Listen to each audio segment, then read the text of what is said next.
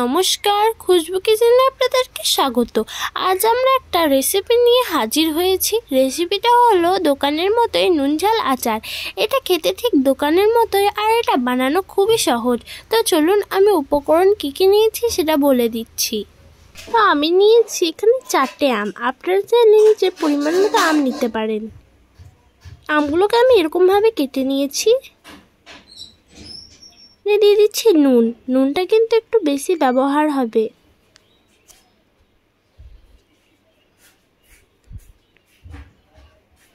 এরপর দিয়ে দিচ্ছি হলুদ গুঁড়ো।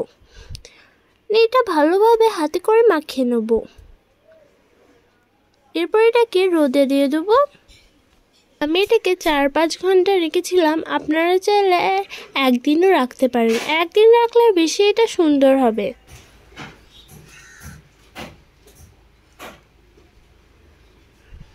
এরপর চলুন মশলাগুলো দেখে নিই। নিয়েছি লঙ্কা, নিয়েছি জিরে, নিয়েছি মৌরি, নিয়েছি ধনে। এটাকে হালকাভাবে ভেজে নিতে হবে। আমি প্রথমে লঙ্কাটা দিয়ে দিলাম। এটা বেশ কয়েক মিনিট ভাজতে লাগলাম।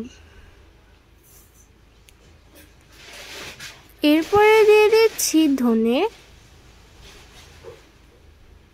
মৌরি, জিরে। এটাকে হালকাভাবে ভেজে নিতে হবে।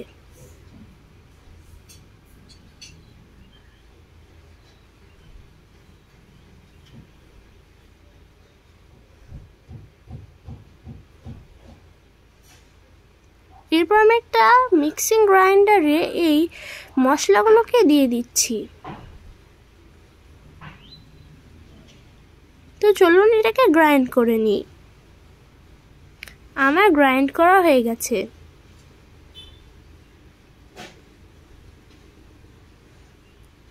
এরপর আমি একটা পাত্রে তেল নিয়েছি।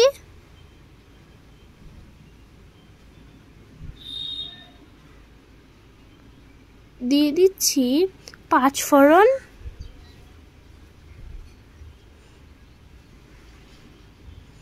এটাকে ভেজে নিতে হবে। আমি এটাকে বেশ কয়েক মিনিট ভেজে নিচ্ছি। এরপর এটাতে আর একটু তেল লাগবে। এরপর আমি আমগুলোকে দিয়ে দিচ্ছি।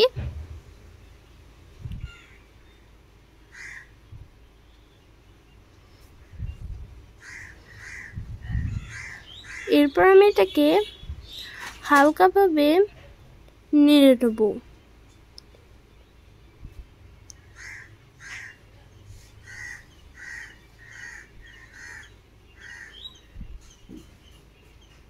এটা খুব সুন্দর একটা রেসিপি, আপনারা এটাকে ট্রাই করে দেখবেন। এটাকে দেখুন কালারটা পাল্টে গেছে। তার মানে এটা সেদ্ধ হয়ে গেছে।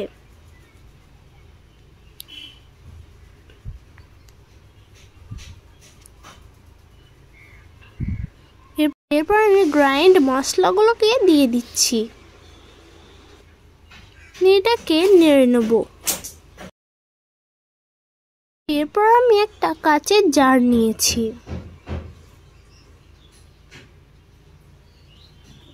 এরপর আমি এটাকে ধীরে ধীরে এর মধ্যে ঢেলে দেব। ঝাল আচারটাকে আপনারা মাঝে মাঝে রোদে দেবেন, তাহলে অনেকদিন সংরক্ষণ করে খেতে পারবেন।